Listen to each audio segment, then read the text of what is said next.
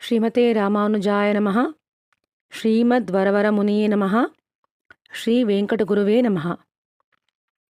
ಅಸ್ಮದ್ಗುರುಸಮಾರಂಭಾಂ ಯತಿಶೇಖರಮಧ್ಯಮಾಂ ಲಕ್ಷ್ಮೀವಲ್ಲಭಪರ್ಯಂತಾಂ ವಂದೇ ಗುರುಪರಂಪರಾಂ. ಮಾರ್ಹಳಿ ಮಾಸದ 30ನೇ ಶುಭ ದಿನಕ್ಕೆ ಕಾಲಿಡುತ್ತಿರುವ ಭಾಗವತ ಕುಲಕೋಟಿಗೆ ಅಡಿಗೆ ನುಡಿಯ ಅನಂತಾನಂತ ಪ್ರಣಾಮಗಳು.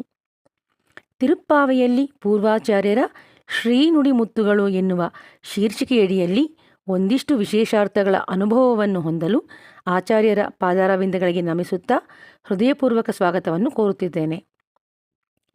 ಶ್ರೀ ಭೂಮಿ ಪಿರಾಟಿಯೇ ಆಂಡಾಳ್ ಆಗಿ ಅವತರಿಸಿದ್ದರಿಂದಲೂ, ಶ್ರೀ ಪೆರಿಯಾಳ್ವಾರರ ತಿರುಕುಮಾರತಿಯಾಗಿ ಜನಿಸಿದ್ದರಿಂದಲೂ, ಭಗವಂತನಿಂದ ಮಯರ್ವರ ಮದಿನಲಂ ಅದಾಗಿ ಸುಜ್ಞಾನವನ್ನೇ ಐಶ್ವರ್ಯವನ್ನಾಗಿ ಹೊಂದಿದ ಆಳ್ವಾರರ ಕುಲಕ್ಕೆ ಒಬ್ಬಳೇ ಹೆಣ್ಣುಮಗಳಾಗಿ ಹುಟ್ಟಿ ಆ 10 ಜನರ ಭಕ್ತಿಯನ್ನು ಪ್ರೀತಿಯನ್ನು ಇವಳು ಒಬ್ಬಳೇ ಐಶ್ವರ್ಯವನ್ನಾಗಿ ಹೊಂದಿದ್ದರಿಂದಲೂ ಅತ್ಯಂತ ಭಗವದ್ಭಕ್ತಿಯೊಂದಿಗೆ ಕೂಡಿದವಳಾಗಿದ್ದಳು.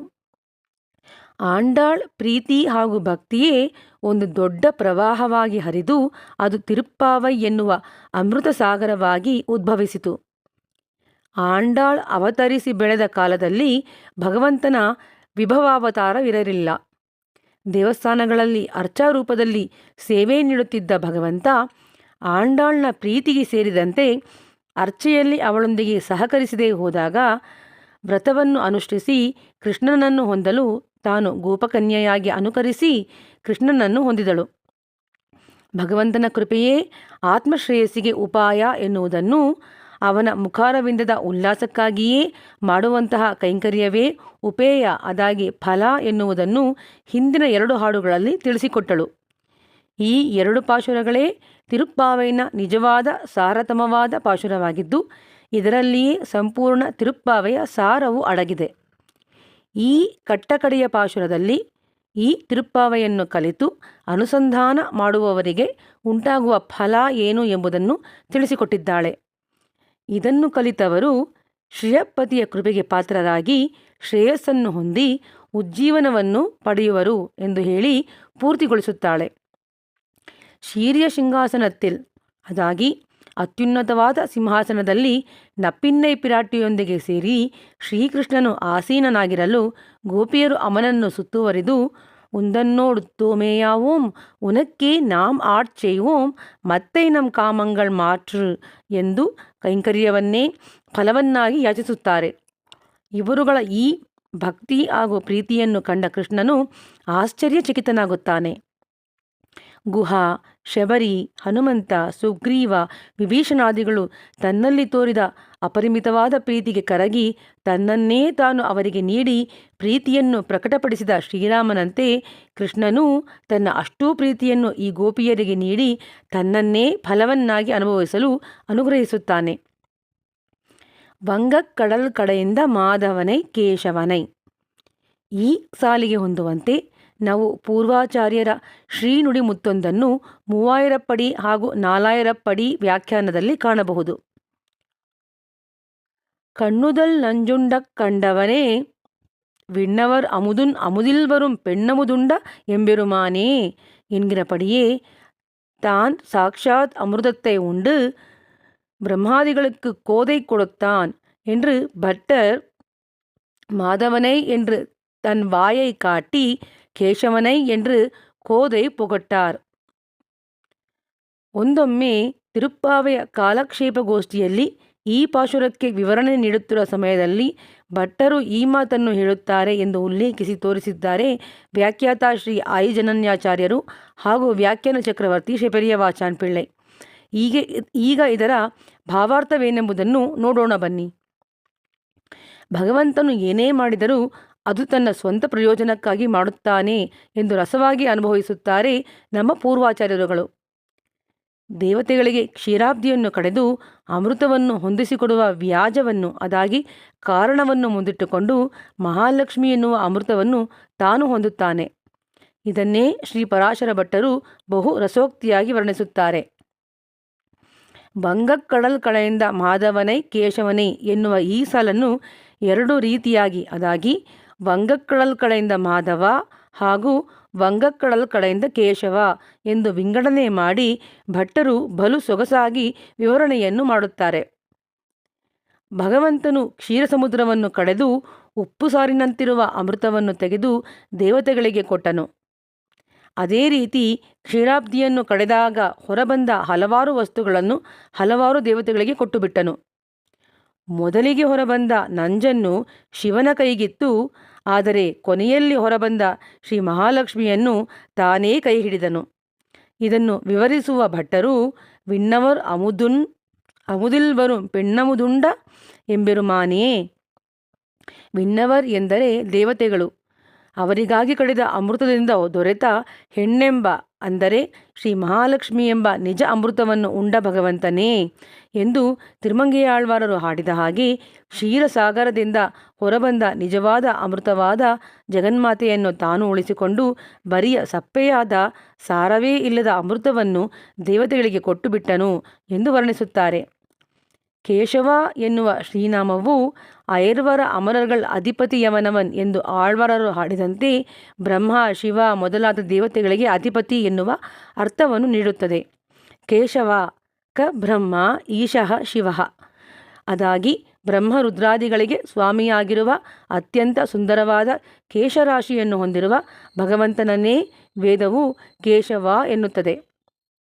ಭಗವಂತ ತಾನು ಕ್ಷೀರಾಬ್ದಿಯನ್ನು ಕಡೆಯುವ ಸಮಯದಲ್ಲಿ ಇದನ್ನು ವೇದ ಪ್ರಮಾಣವಾಗಿ ತೋರಿಸಿಕೊಟ್ಟಿದ್ದಾನೆ. ಅವನು ಅಮೃತಮಥನವನ್ನು ಮಾಡುವ ಸಮಯದಲ್ಲಿ ಅವನ ಕೇಶರಾಶಿಯು ಬಿಚ್ಚಿಕೊಂಡು ಕ್ಷೀರಸಾಗರದ ಮಧ್ಯೆ ಕಪ್ಪು ಅಲೆಯಂತೆ ಬಹು ಸುಂದರವಾಗಿ ಕಾಣುತ್ತಿರಲು ಅದನ್ನು ಅನುಭವಿಸದೆ ಉಪ್ಪು ಸಾರಿನಂತಿರುವ ಅಮೃತವು ಬರುತ್ತದೆ ಎಂದು ಸಮುದ್ರವನ್ನೇ ನೋಡುತ್ತಾ ನಿಂತಿದ್ದರು ದೇವತೆಗಳು. ಈ ಗೋಪಿಯರಿಗೆ ಈಗ ಆ ಕೂದಲಿನ ಅಂದದ ನೆನಪಿಗೆ ಬಂದು ಕೇಶವ ಎನ್ನುತ್ತಿದ್ದಾರೆ. ಮಾಧವ ಎನ್ನುವ ಶ್ರೀನಾಮವು ಅಲರ್ಮೇರ್ ಮಂಗಿ ಉರೈಮಾರ್ಭ ಎನ್ನುವಂತೆ ಜಗನ್ಮಾತೆಗೆ ಅಧಿಪತಿ ಎನ್ನುವ ಅರ್ಥವನ್ನು ನೀಡುತ್ತದೆ.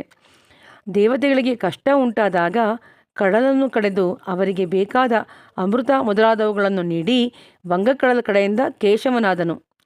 ದೇವತೆಗಳಿಗೆ ಅಮೃತವಾಗಿದ್ದದ್ದು ಭಗವಂತನಿಗೆ ಸಪ್ಪೆ ರಸವಾಗಿತ್ತು. ಹಾಗಾಗಿಯೇ ತಾನು ಅನುಭವಿಸುವುದಕ್ಕಾಗಿಯೇ ತಕ್ಕದಾದ ಜಗನ್ಮಾತೆ ಎಂಬ ಅಮೃತವನ್ನು ತಾನು ಪಡೆದಿದ್ದರಿಂದ ವಂಗಕಡಲ ಕಡೆಯಿಂದ ಮಾಧವನಾದನು.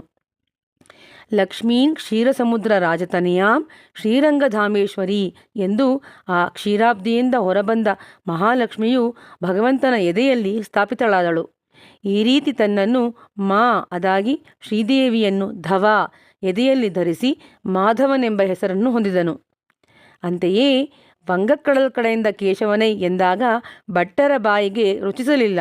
ಕಾರಣ ಅದು ದೇವರಿಗಾಗಿ ಕಡೆದ ಅಮೃತವಾಗಿದ್ದರಿಂದ ಸಪ್ಪೆಯಾಗಿತ್ತು. ಅದೇ ರೀತಿ ವಂಗಕ್ಕಡಲ್ ಕಡೆಯಿಂದ ಮಾಧವನೇ ಎಂದಾಗ ಭಟ್ಟರ ಬಾಯಿಯಲ್ಲಿ ನೀರೂರಿತು.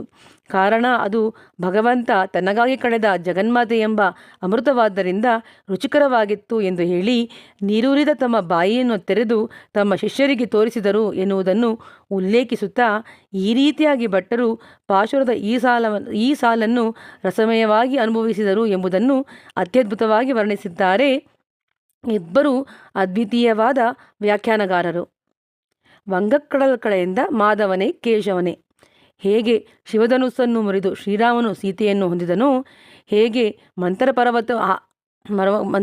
ಪರ್ವತವನ್ನು ಕಡೆಗೋಲನ್ನಾಗಿಸಿ ವಾಸುಕಿಯನ್ನು ಹಗ್ಗವನ್ನಾಗಿಸಿ ದೇವಾಸುರರ ಕೈಯಲ್ಲಿ ಮಥನ ಮಾಡಿಸಿ ಕೊನೆಗೆ ಕೂರ್ಮಾವತಾರಿಯಾಗಿ ತನ್ನನ್ನೇ ನೀಡಿ ಕ್ಷೀರಾಬ್ದಿಯನ್ನು ಕಡೆದು ಭಗವಂತನು ಮಹಾಲಕ್ಷ್ಮಿ ಎನ್ನುವ ಅಮೃತವನ್ನು ಹೊಂದಿದನೋ, ಅಂತೆಯೇ ಗೋಪಿಯರು ನೀಳಾತುಂಗಸ್ತನಗಿರಿ ತಟಿ ಎನ್ನುವಂತೆ ಶ್ರೀ ನಪ್ಪಿನ್ನೈ ಪಿರಾಟ್ಟಿ ಎನ್ನುವ ಪರ್ವತವನ್ನೇ ಕಡೆಗೋಲನ್ನಾಗಿಸಿ ಅಂದರೆ ಪುರುಷಕಾರವಾಗಿಕೊಂಡು ಆದಿಶೇಷನ ಅಪರಾವತಾರವಾದ ಬಲರಾಮಾನುಜನನ್ನೇ ಭಗವಂತನನ್ನು ಕೈಂಕರ್ಯದಿಂದ ಕಟ್ಟಲು ಹಗ್ಗವಾಗಿ ಬಳಸಿ ಕ್ಷೀರಾಬ್ದಿಯ ಬದಲಾಗಿ ಕೃಷ್ಣಾಬ್ದಿಯನ್ನು ಕಡೆದು ಕೃಷ್ಣನನ್ನೇ ಅಮೃತವನ್ನಾಗಿ ಹೊಂದಿದರು. ತಿಂಗಳ್ ತಿರುಮುಹತ್ತು ಶೈಹಿಳೆಯಾರ್.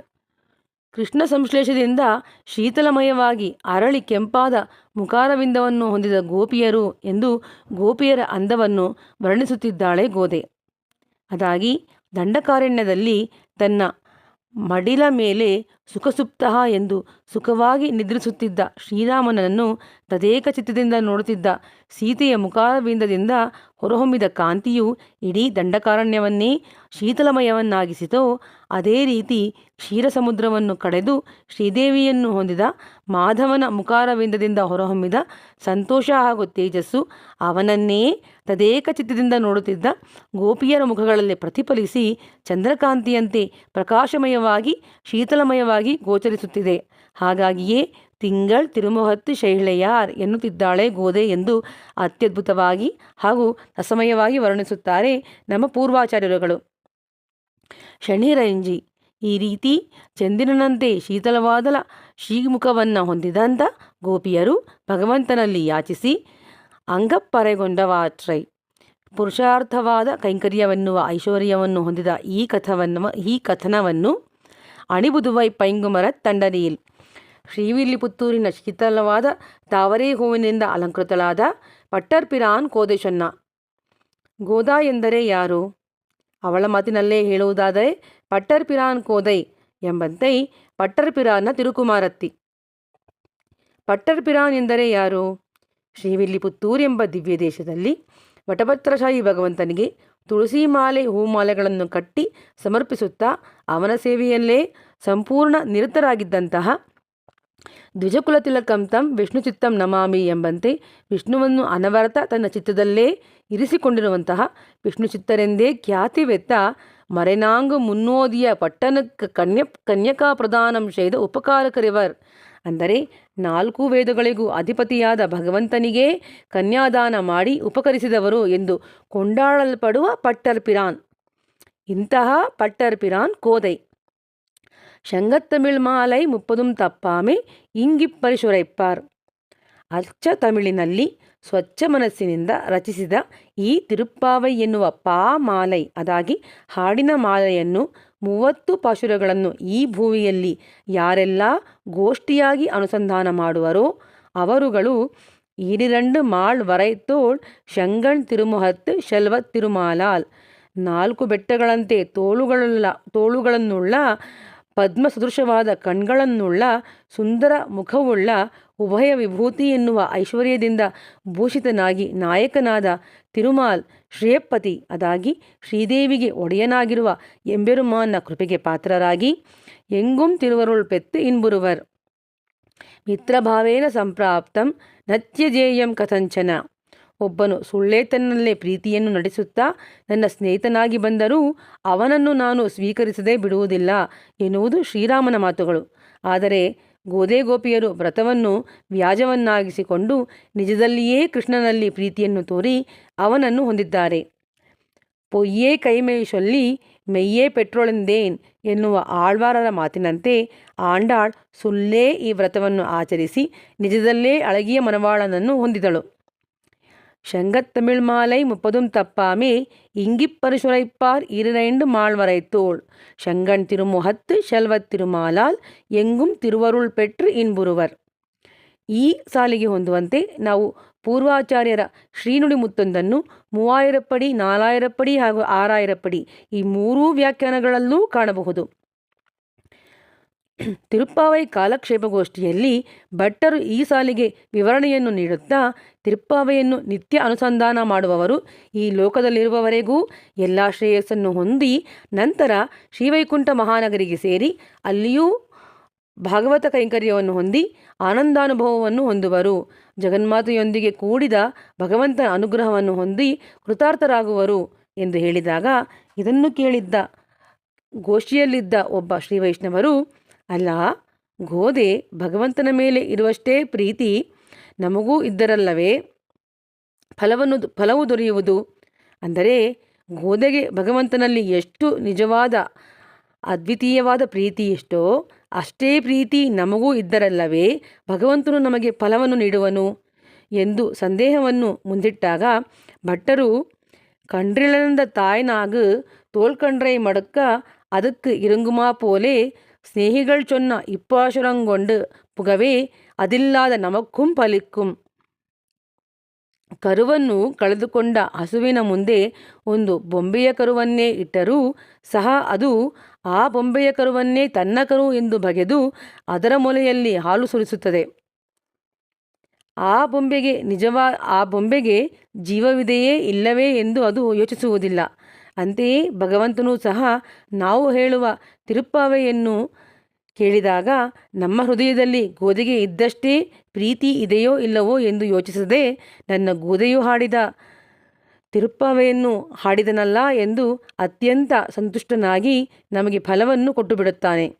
ಗೋಕುಲದಲ್ಲಿ ಈ ವ್ರತವನ್ನು ಅನುಷ್ಠಿಸಿದ ಗೋಪಿಯರಂತೆಯೇ, ಅದನ್ನು ಅನುಕರಿಸಿದ ಆಂಡಾಳ್ನಂತೆಯೇ ಈ ತಿರುಪ್ಪಾವೆಯ 30 ಪಾಶುರಗಳನ್ನು ಕಲಿತವರು ಹಾಗೂ ಹಾಡಿದವರು ಆನಂದವನ್ನೂ ಹೊಂದುತ್ತಾರೆ ಎಂದು ಭಟ್ಟರು ನೀಡಿದ ಅತ್ಯದ್ಭುತವಾದ ವಿವರಣೆಯನ್ನು ಇಲ್ಲಿ ವ್ಯಾಖ್ಯಾತ ಉಲ್ಲೇಖಿಸುತ್ತಾ, ತಿರುಪ್ಪಾವೆಯನ್ನು ಹಾಡಿದವರಿಗೆ ಗೋದೆ ಗೋಪಿಯರಿಗೆ ಉಂಟಾದ ಪ್ರೀತಿ ಹಾಗೂ ಭಕ್ತಿ ಇಲ್ಲದೇ ಹೋದರೂ ಈ ತಿರುಪ್ಪಾವೆಯನ್ನು ಬಾಯಿನಾಲ್ ಪಾಡಿ ಎಂದು ಬಾಯಿಯಲ್ಲಿ ಹಾಡಿ ಮನತ್ತಿನಾಲ್ ಶಿಂದಿಕ್ಕ ಮನಸಾರೆ ಆಂಡಾಳ್ ರಂಗಮನ್ನಾರನ್ನು ಧ್ಯಾನ ಮಾಡಿದರೆ ಸಾಕು. ತನ್ನನ್ನು ಮುದ್ದಿಸುವ ಕರುವಿಗೆ ಹಾಲನ್ನು ಉಣ್ಣಿಸಿದ ಹಸು ತನ್ನನ್ನು ಮುದ್ದಿಸದೇ ಇರುವ ಇನ್ನೊಂದು ಕರುವಿಗೂ ಹಾಲನ್ನು ಉಣ್ಣಿಸುವಂತೆ ಭಗವಂತನು ನಮ್ಮಲ್ಲಿ ಕೃಪೆಯನ್ನು ಮಾಡಿ ಫಲವನ್ನು ನಮಗೆ ಖಂಡಿತವಾಗಿ ಅನುಗ್ರಹಿಸುವನು. ಹೇಗೆ ಆಂಡಾಳ್ ತನ್ನ ತಂದೆಯೂ ಗುರುವೂ ಆದ ಪಟ್ಟರ್ಪಿರಾನ್ನ ಮುಖಾಂತರ ಭಗವಂತನನ್ನು ಹೊಂದಿದಳೋ, ಹಾಗೆಯೇ ನಾವು ಗೋದಾಗ್ರಜನೆಂದೇ ಖ್ಯಾತಿವೆತ್ತ ನಮಗೆ ತಂದೆಯೂ ಗುರುವೂ ಆದ ಜಗದಾಚಾರ್ಯರ ಶ್ರೀರಾಮಾನುಜರ ಪಾದಾರವಿಂದವನ್ನು ಆಶ್ರಯಿಸಿ ಅವರ ಮುಖೇನ ಪಿರಾಟಿಯೊಂದಿಗೆ ಕೂಡಿರುವ ಭಗವಂತನನ್ನು ಹೊಂದಿ ಅವನ ಕೃಪೆಗೆ ಪಾತ್ರರಾಗೋಣ. ಈ ತಿರುಪ್ಪಾವೈ ಎನ್ನುವ ಅತ್ಯುನ್ನತವಾದ ದಿವ್ಯ ಗ್ರಂಥಕ್ಕೆ ತಿರುಪ್ಪಾವೆಯಲ್ಲಿ ಪೂರ್ವಾಚಾರ್ಯರ ಶ್ರೀನುಡಿ ಮುತ್ತುಗಳು ಎನ್ನುವ ಶೀರ್ಷಿಕೆಯಡಿಯಲ್ಲಿ ಒಂದಿಷ್ಟು ವಿಶೇಷಾನುಭವವನ್ನು ಕುಳಿರಿಂದೇಲೋರೆಂಬಾವ ಎನ್ನುವಂತೆ ಜೊತೆಗಿದ್ದು ಇಷ್ಟು ದಿನ ಅನುಭವಿಸಿದೆವು. ಇಂತಹ ಅನುಭವಕ್ಕೆ ಆಚಾರ್ಯ ಅನುಗ್ರಹದಿಂದ ಯಥಾಮತಿ ಯಥಾಶಕ್ತಿ ಅಡಿಯೇನ್ ಮಾಡಿದ ಪ್ರಯತ್ನದಲ್ಲಿ ತಪ್ಪುಗಳೇನಾದರೂ ಇದ್ದರೆ ಕ್ಷಮಿಸಿ ಆಶೀರ್ವದಿಸಬೇಕು ಎಂದು ವಿನಂತಿಸಿಕೊಳ್ಳುತ್ತಿದ್ದೇನೆ. ಆಂಡಾಳ್ಗೆ ಕಲ್ಯಾಣ ಉಂಟಾದಂತೆ ಸಕಲರಿಗೂ ಕಲ್ಯಾಣ ಅದಾಗಿ ಶ್ರೇಯಸ್ಸು ಉಂಟಾಗಲಿ ಎಂದು ಪ್ರಾರ್ಥಿಸುತ್ತಾ, ಅಡಿಗೇನ್ಗೆ ನಿಮ್ಮೊಂದಿಗೆ ಕೂಡಿ ಈ ಅನುಭವವನ್ನು ಹೊಂದಲು ಅವಕಾಶ ಮಾಡಿಕೊಟ್ಟ ಶ್ರೀಮತಿ ಸುಪ್ರಜಾ ಶ್ರೀರಾಮರವರಿಗೆ ನನ್ನ ಹೃದಯಪೂರ್ವಕ ಕೃತಜ್ಞತೆಯನ್ನು ಅರ್ಪಿಸುತ್ತಾ, ಇಂತಹ ಭಾಗವತೋತ್ತಮೆಯನ್ನು ಅಡಿಯೇನಿಗೆ ಪರಿಚಯಿಸಿ ಉಪಕರಿಸಿದ ಶ್ರೀಯುತ ಉ.ವೆ. ವಾಣಮಮಲೆ ಪದ್ಮನಾಭನ್ ಸ್ವಾಮಿಯವರಿಗೂ ಹಾಗೂ ಶ್ರೀಯುತ ತಿರುಮೇಯನ್ ಸುಂದರರಾಮಸ್ವಾಮಿಯವರಿಗೂ ಕೃತಜ್ಞತಾಪೂರ್ವಕ ನಮಸ್ಕಾರಗಳನ್ನು ಸಲ್ಲಿಸುತ್ತಾ, ಈ ತಿರುಪ್ಪಾವೆ ಗ್ರಂಥದ ಸಕಲ ವ್ಯಾಖ್ಯಾನಕರ್ತರಿಗೂ ಹಾಗೂ ಕಾಲಕ್ಷೇಪ ಮುಖೇನ ಅಡಿಯೇನಿಗೆ ಈ ಗ್ರಂಥದ ಸಾರವನ್ನು ಉಪದೇಶಿಸಿದ ಸಕಲ ಉಪಕಾರಕ ಆಚಾರ್ಯರ ಪಾದಾರವಿಂದಗಳಿಗೂ ಅಡಿಯೇನ್ ತಲೆಯೆಲ್ಲಾಂ ಕೈಮಾರಿಲೇನೆ ಎಂದು ಶಿರಸ ಸಾಷ್ಟಾಂಗ ನಮಸ್ಕರಿಸಿ, ತಿರುಪ್ಪಾವೆ ಜಿಯರಾದ ಆಚಾರ್ಯ ಶ್ರೀ ರಾಮಾನುಜರಿಗೂ ಅವರ ಶ್ರೀಪಾದಗಳನ್ನು ಆಶ್ರಯಿಸಿ ಅತ್ಯದ್ಭುತವಾದ ಶ್ರೀನುಡಿ ಮುತ್ತುಗಳನ್ನು ಅನುಗ್ರಹಿಸಿದ ಅಷ್ಟೂ ಪೂರ್ವಾಚಾರ್ಯರ ಪಾದಾರವಿಂದಗಳಿಗೆ ಪಲ್ಲಾಂಡು ಪಲ್ಲಾಂಡು ಪಲ್ಲಾಯಿರತ್ತಾಂಡು ಪಲಕೋಡಿ ನೂರಾಯಿರಂ ಎಂದು ಪಲ್ಲಾಂಡು ಹಾಡುತ್ತಾ ಅಸ್ಮದಾಚಾರ್ಯರ ಪಾದಾರವಿಂದಗಳಿಗೆ ನಮಿಸುತ್ತಾ, ಇಂದಿನ ಈ ಸಂಚಿಕೆಯೊಂದಿಗೆ ತಿರುಪ್ಪಾವೈ ಸರಣಿ ಉಪನ್ಯಾಸಕ್ಕೆ ಮಂಗಳ ಹಾಡುತ್ತಿದ್ದೇನೆ. ಅಡಿಯೇನ್ ರಾಮಾನುಜದಾಸಿ ಕೃಷ್ಣ ತಪಸ್ವಿನಿ. ಶ್ರೀಮತ್ಯೈ ವಿಷ್ಣುಚಿತ್ತಾರ್ಯ ಮನೋನಂದನ ಹೇತುವೆ ನಂದನಂದನ ಸುಂದರಿಯೇ ಗೋದಾಯೇ ನಿತ್ಯಮಂಗಳಂ. ಶ್ರೀಮತೆ ಸೋಮೇಜಾಮಾತೃ ಮುನೀಂದ್ರಾಯ ಮಹಾತ್ಮನೆ ಶ್ರೀರಂಗವಾಸಿನೇ ಭೂಯಾತ್ ನಿತ್ಯಶ್ರೀರ್ ನಿತ್ಯಮಂಗಳಂ. ಮಂಗಳಾಶಾಸನ ಪರೇರ್ ಮದಾಚಾರ್ಯ ಪುರೋಗಮೈ ಸರ್ವೈಶ್ಚ ಪೂರ್ವೈರಾಚಾರ್ಯೈ ಸತ್ಕೃತಾಯಾಸ್ತು ಮಂಗಳಂ. ஆண்டாள் ரங்கமன்னார் திருவடிகளே சரணம். ஆழ்வார் எம்பெருமானார் ஜியர் திருவடிகளே சரணம். ஆச்சாரியன் திருவடிகளே சரணம். ஸ்ரீமதே ராமானுஜாய நமः. ಸರ್ವೇ ಜನಾಃ ಸುಖಿನೋ ಭವಂತು. ಸಮಸ್ತ ಸನ್ಮಂಗಳಾನಿ ಭವಂತು.